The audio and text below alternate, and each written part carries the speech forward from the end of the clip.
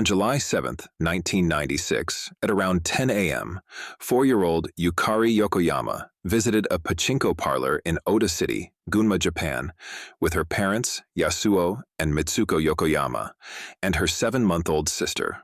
Upon arriving, Yukari's father took her to the prize area, promising to exchange his winnings for fireworks she could enjoy later. With plans set, the family split up to increase their chances of winning. Mitsuko took the baby to one machine, while Yasuo headed to another area of the parlor. Yukari, instructed by her father to stay close and not wander off, meandered through the aisles. Yukari walked around excitedly, frequently returning to the prize section to gaze at the fireworks. She couldn't wait for her father to get them so she could play with the fireworks later. Around lunchtime, Mitsuko took both children to the parlor's parking lot for a meal. Yukari, initially not hungry, soon felt peckish after they returned inside. Responding to her request for a snack, her mother handed her a pre-prepared rice ball and orange juice, instructing her to sit on a nearby bench while eating. This allowed Mitsuko to keep an eye on her daughter while continuing to play, the bench being no more than 3 to 4 meters away from her. At around 1:40 p.m., Yukari approached her mother and mentioned something about a friendly man. However, due to the noise from the pinball machines, her mother couldn't clearly understand her and dismissed the comment, cautioning Yukari not to wander far or talk to strangers. Yukari then returned to the bench. By 1:50 p.m., about 10 minutes later, Yukari's mother looked over and realized that Yukari was no longer on the bench. Concerned, she walked over to find only Yukari's half-eaten snack and orange juice left behind. Alarmed, she quickly informed Yukari's father, who was nearby with their infant daughter, that Yukari was missing. Together, they frantically searched the entire parlor, including the washrooms and parking lot, even checking between and underneath cars, but found no trace of Yukari. After an hour of fruitless searching, around 2:40 p.m., the distressed parents headed to the police station to report their daughter as missing. Over the following 2 days, more than 70 police officers repeatedly scoured the area, yet they found no sign of the missing 4-year-old. Most patrons of the parlor that day did not remember seeing Yukari, likely because they were engrossed in their games. However, one witness recalled seeing a child matching Yukari's description entering a white car in the parking lot around the time she vanished. The police investigated the case, closely examining the CCTV footage from the parlor. They noticed a man seated beside Yukari on a bench, engaging her in conversation. The individual, who walked into the pachinko parlor at about 1:27 p.m., stood approximately 5 feet 2 inches tall. Despite the warm weather, he was dressed in sunglasses, a hat, sandals, and a black jacket.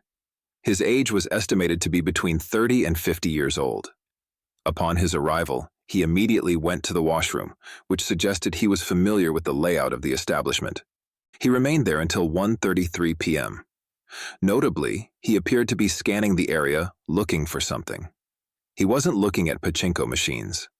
At one point, the man casually walked up and down the aisle near where Yukari's mother was playing, and he was also observed following Yukari around. He approached Yukari and was seen smoking a cigarette while talking closely with her. It appeared he was whispering in her ear and repeatedly pointing toward the entrance, possibly indicating something outside that he wanted to show her. Yukari seemed at ease with the man, occasionally playing with her dress as they conversed. Around 1:42 p.m., he abruptly rose from the bench and exited the parlor. In total, the man spent only 15 minutes inside. This timing aligns with when Yukari approached her mother, happily mentioning the friendly man. After her mother dismissed her comments and returned her attention to the pachinko machines, Yukari briefly returned to the bench before walking towards the entrance and disappearing. It seems that Yukari may have followed him outside, and she was never seen again. Regrettably, there was no CCTV coverage of the parking lot, making the parlor the last confirmed location where Yukari was seen. Following the disappearance, police distributed posters with a detailed description of Yukari, highlighting her broad forehead, prominent ears, and distinctive marks, including an oval birthmark on her left stomach. Images of the unidentified man seen with Yukari were also widely circulated across Japan, but his identity remained a mystery. Despite exhaustive search efforts and the widespread distribution of informational leaflets, no significant leads emerged on Yukari's whereabouts or the identity of the man involved. Law enforcement continued their efforts, working tirelessly to find a culprit behind the actions. However, as days turned into weeks and weeks into years, with no new information or breakthroughs in the investigation, the case of Yukari's disappearance inevitably went cold. The family's pain and anguish at losing their 4-year-old daughter only worsened with each passing moment. How could a case seemingly so straightforward, reported on the same day with CCTV footage of the culprit, the exact time and location, still leave authorities completely stumped and empty-handed? Fast forward to 2007. After more than a decade of silence, journalist Kiyoshi Shimizu made a startling discovery that had either been overlooked by police or not disclosed to the public. The patterns he uncovered could spark a firestorm of life into this cold case, or so one would think. But before we proceed, a quick request. Over 90% of our viewers are not subscribed. I conduct thorough research and condense it into a story-form format for you. Your support would greatly help others discover my work. Please take a moment to hit like and subscribe. Now, let's get back to the case. Upon further investigation, Kiyoshi Shimizu identified a pattern of abductions within an approximate 11-kilometer, or around 7 miles radius, suggesting a possible connection between the 1996 disappearance of Yukari Yokoyama and other similar cases.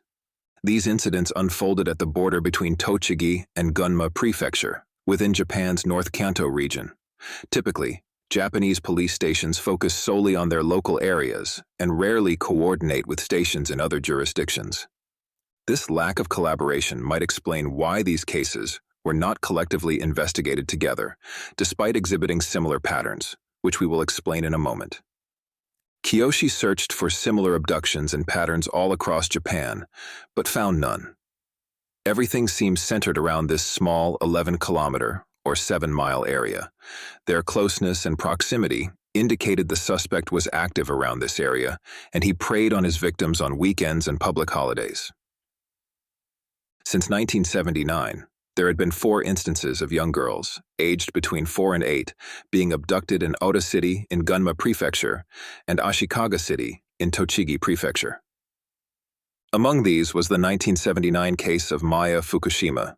On Friday, August 3, 1979, Maya Fukushima, a 5-year-old girl, vanished while playing at the Yakumo Shrine near her home in Ashikaga, Tochigi Prefecture. Her father last saw her around noon and called out to her to come home for lunch. Unfortunately, that was the last time he saw Maya alive. 6 days later, a search team discovered an abandoned rucksack beside the Watarase River, located 3 kilometers from her home.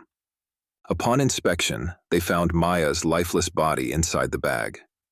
She was found stripped to her underwear, with signs indicating suffocation as the cause of death. There were no other visible wounds on her body. The rucksack was identified as a special type used by businesses in the city, with fewer than 100 available for sale.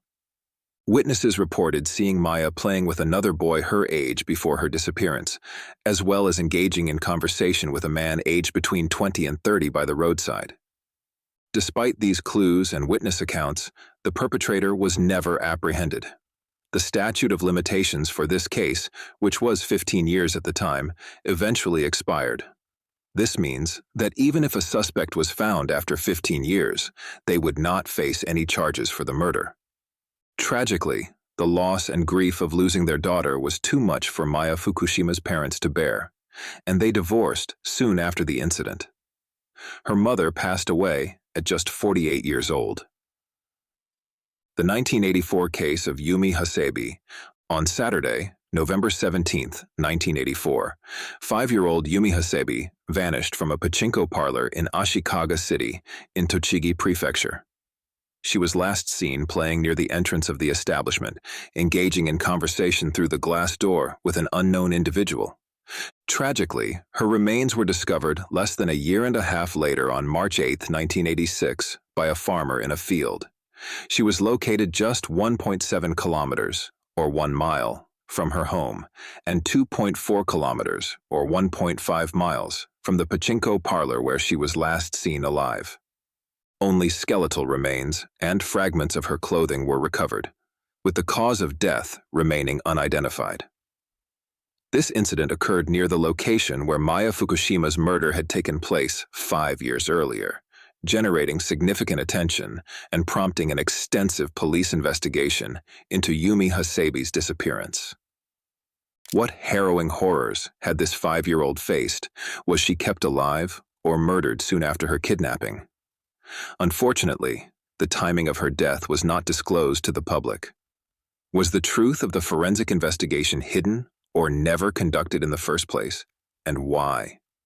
Once again, the statute of limitations for this case also expired, leaving the perpetrator off the hook for murder, scot-free. However, the police who had jurisdiction over the Tochigi prefecture began to suspect a link between these cases. The 1987 case of Tomoko Oosawa. In 1987, 8-year-old Tomoko Oosawa disappeared on Tuesday, September 15th. It was a public holiday in Japan, known as Respect for the Aged Day. She left her home in Ota, Gunma Prefecture, just adjacent to Tochigi Prefecture. Like most children, she enjoyed spending time at the park, and that day she visited the local park, specifically Ojima Park. She was known to be happy and carefree, and that day she was cradling a kitten in her arms. Eyewitness reports noted that before her disappearance, she was seen conversing with a man who was strolling and pushing a bicycle. One notable characteristic was that, unlike other bicycles in the area, this bicycle lacked a front basket. The man was described as being in his 30s, with a slender build and messy hair, showing signs of graying. This was the last recorded sighting of her alive. 14 months later, on November 27, 1988, a farmer discovered her remains. Partial skeletal remains, lacking limbs, were found at the scene near the Tone River, approximately 2 kilometers, or 1.2 miles, south of Ojima Park, where Tomoko Oosawa was last seen alive. The cause of her death remains undisclosed to the public. Once again, the statute of limitations for her murder expired in 2002, without any charges being brought against a suspect. The 1990 case of Mami Matsuda. On Saturday, May 12, 1990, 4-year-old Mami Matsuda disappeared from a pachinko parlor in Ashikaga in Tochigi Prefecture. Mami Matsuda had been playing in the car park, searching for a cat. Mami Matsuda was dressed in a red skirt and red sandals. Concern arose around 7 p.m. when her father realized she was missing. The parents promptly notified the police, who conducted an extensive search of the area. Tragically, Mami's naked body was discovered the following day, around 10 a.m., near the Watarase River, approximately 7 kilometers, or 4.3 miles, from the pachinko parlor. The investigation revealed that Mami Matsuda died from suffocation. Her clothes were discovered jumbled together and thrown into the river. Police recovered semen, saliva, and hair on the clothing, possible evidence from the perpetrator. From this, the perpetrator's blood type was identified as type B. Multiple witnesses reported seeing Mami Matsuda walking with a man from the pachinko parlor towards the riverside, describing him as resembling the character Lupin III from a popular anime series. One witness, an art teacher, even created a drawing depicting the encounter. At this point, the police in Tochigi Prefecture were under significant public pressure to solve these cases and bring justice to the families of Maya Fukushima and Yumi Hasebe. These were cases that remained unsolved from 1979 and 1984. In response, the police secretly developed a profile on the suspect, a single man familiar to the area, known to frequent pachinko parlors, with blood type B, and preyed exclusively on children. This case became known as the Ashikaga murder case. Finally, on December 2, 1991, authorities arrested Toshikazu Sugaya, a 45-year-old kindergarten school bus driver with no prior criminal record.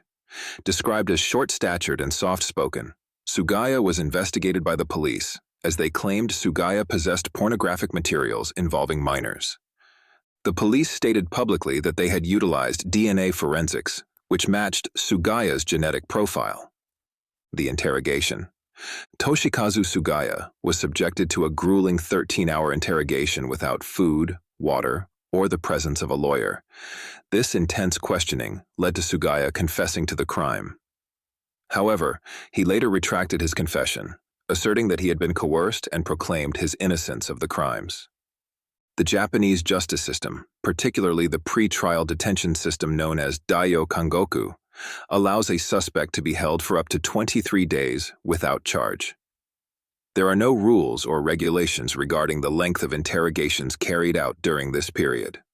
Interrogation sessions are not fully recorded. In practice, it is not unusual for lawyers to be granted permission to meet with their clients only 2 to 3 days after applying for permission, and interviews are limited to only 15 to 20 minutes. Suspects have reported being subjected to long interrogations in which they were handcuffed and tied to their chairs. Amnesty International has documented a variety of such measures, including beatings, intimidation, sleep deprivation, questioning from early morning until late at night, and making the suspect stand or sit in a fixed position for long periods. These conditions have been described as a breeding ground of confession, coercion, and false accusations, where suspects are subject to a type of interrogation that causes heavy mental suffering and can be considered torture. In Sugaya's case, he initially insisted, "I didn't do it." The next day, the prosecutor told Sugaya the DNA from the semen found on the dead girl's shirt matched his. After this, he confessed to Mami Matsuda's murder. 3 weeks later, the police released a statement that he also confessed to 2 other unsolved cases from 1979 and 1984. Sugaya received a life sentence at Chiba Prison for the kidnapping and murder of Mami Matsuda. Even though he admitted under pressure to the other unsolved cases, he was never formally charged for them. Fast forward over a decade. Kiyoshi Shimizu is tasked by his manager to investigate an unsolved case of his choice and determine if he can provide insights to help Japan resolve these cases. He not only accomplishes this, but goes beyond. Kiyoshi recalls a case from 1996 where CCTV footage was released nationwide, and to his surprise, years later, it remained unresolved. Upon further investigation, he notices patterns between this case and several previous ones. In 2007, journalist Kiyoshi began analyzing these cases and uncovered striking similarities, indicating they were all linked, with a strong possibility of a serial killer targeting children. He noted that all victims were young girls aged between 4 and 8. 3 of them vanished from pachinko parlors. The bodies of 3 victims were found near rivers, with 2 specifically near the Watarase River. The incidents occurred on Fridays, weekends, or holidays. Each case unfolded within an 11-kilometer or 7-mile radius of one another. Interestingly, none of the cases mentioned a child crying at the scene, suggesting the perpetrator was skilled in dealing with children. Revisiting the confession. Notably, 1996 Yukari Yokoyama's abduction occurred after Toshikazu Sugaya was already in prison. If Shimizu's hypothesis is accurate and these cases are linked, it suggests Toshikazu Sugaya was wrongfully convicted. Notably, Toshikazu Sugaya professes his innocence after his confession. He maintains that he was coerced to confess by the police. Kiyoshi Shimizu went on to identify numerous discrepancies and inconsistencies in Sugaya's conviction and formally challenged the legitimacy of Sugaya's confession.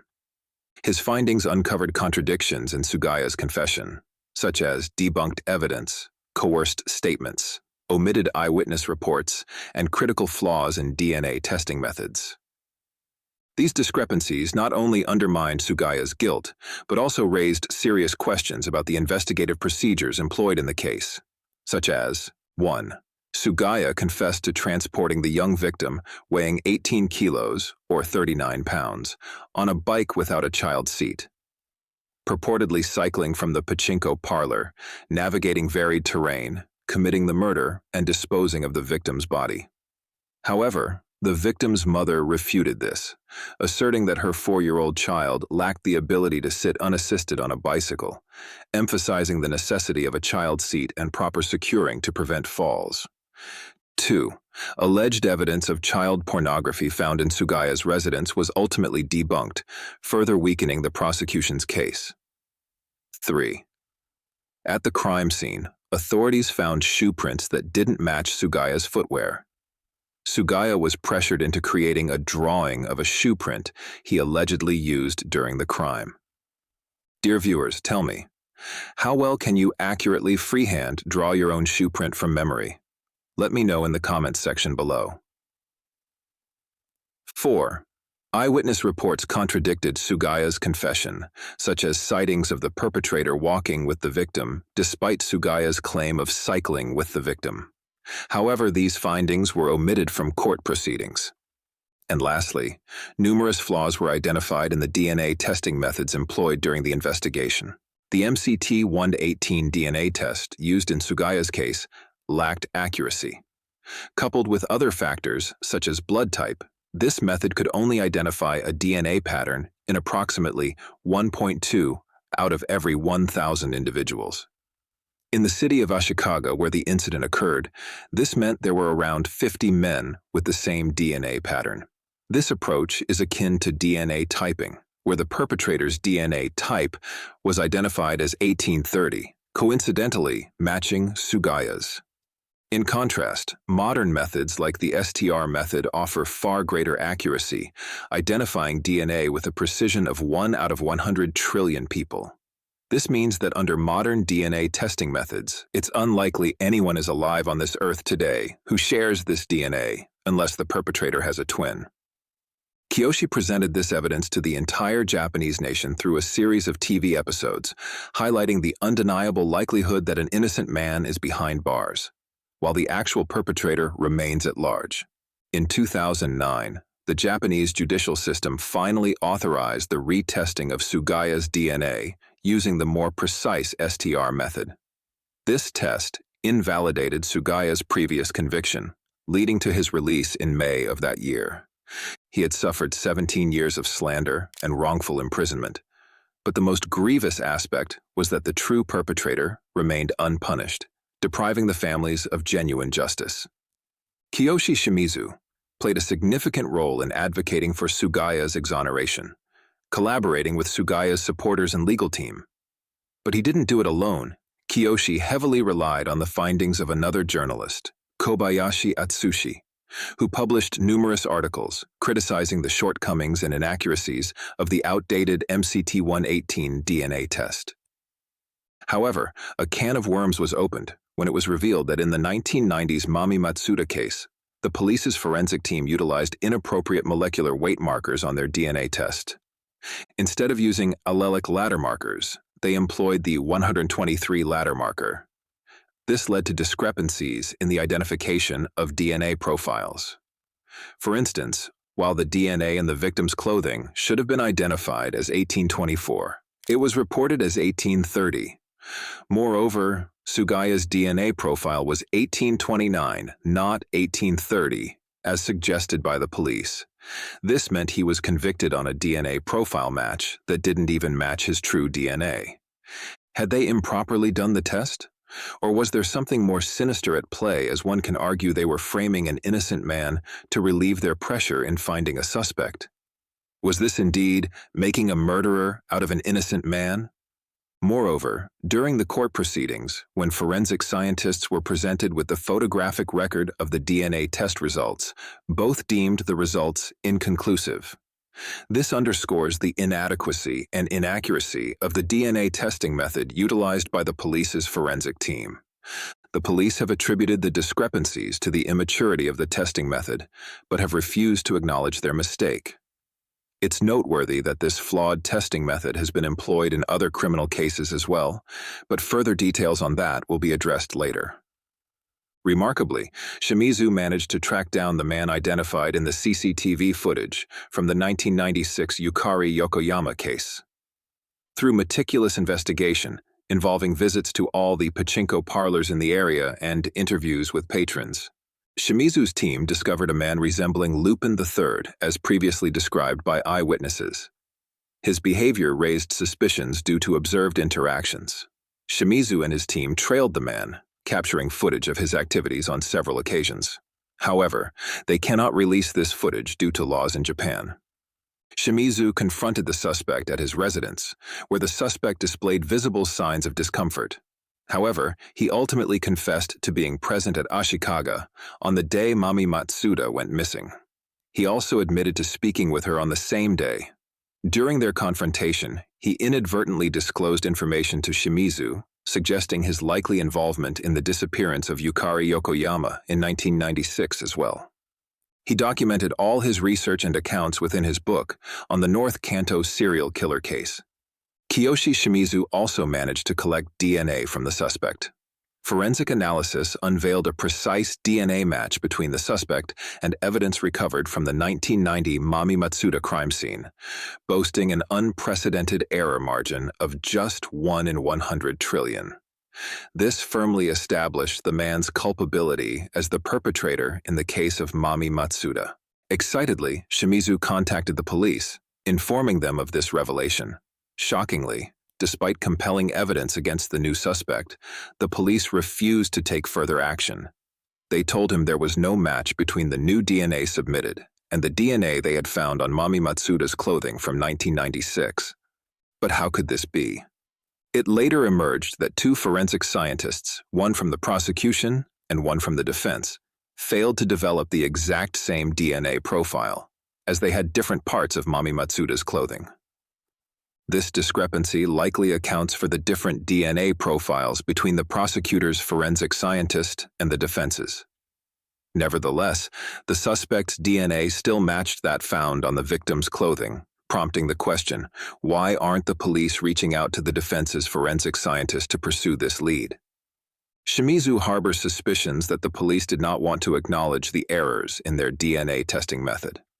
This not only calls into question Sugaya's conviction, but also casts doubt on the case of another individual, Michitoshi Kuma, who was executed in 1992 for a similar crime known as the Iizuka case.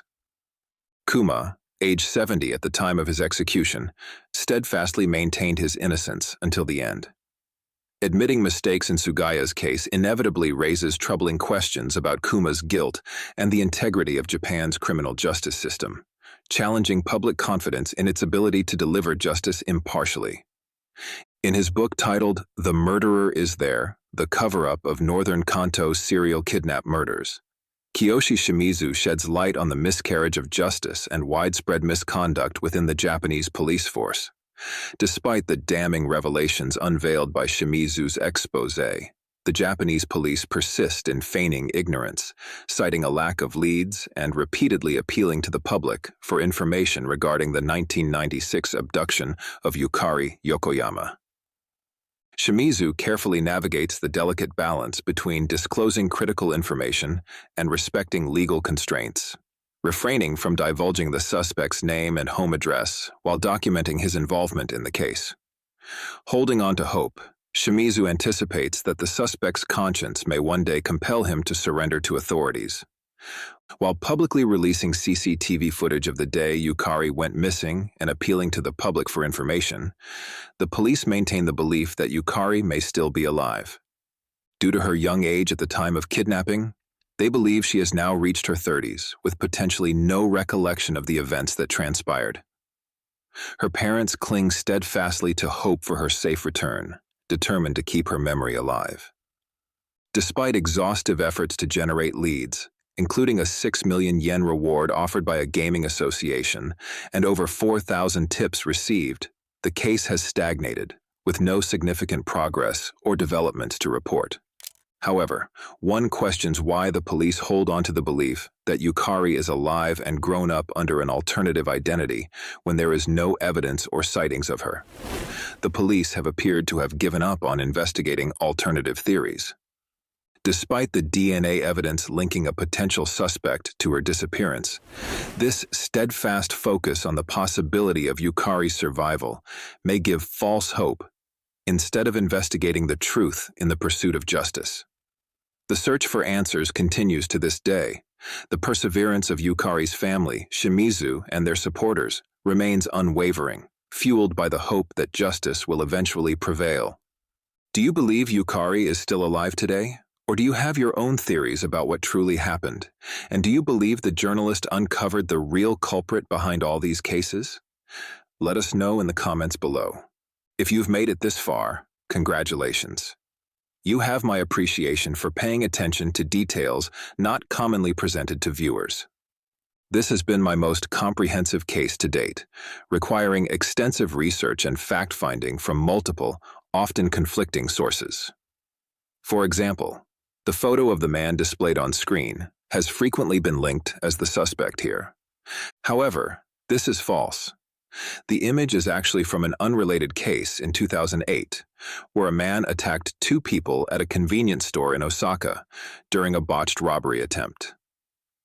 Is there anything you liked or disliked about covering this type of case? Let me know in the comments below. Don't forget to hit like, subscribe, and share this video with your friends.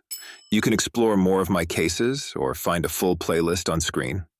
If you'd like to show additional support, consider buying me a coffee from the link in the description. Until next time, this is Victor, signing off.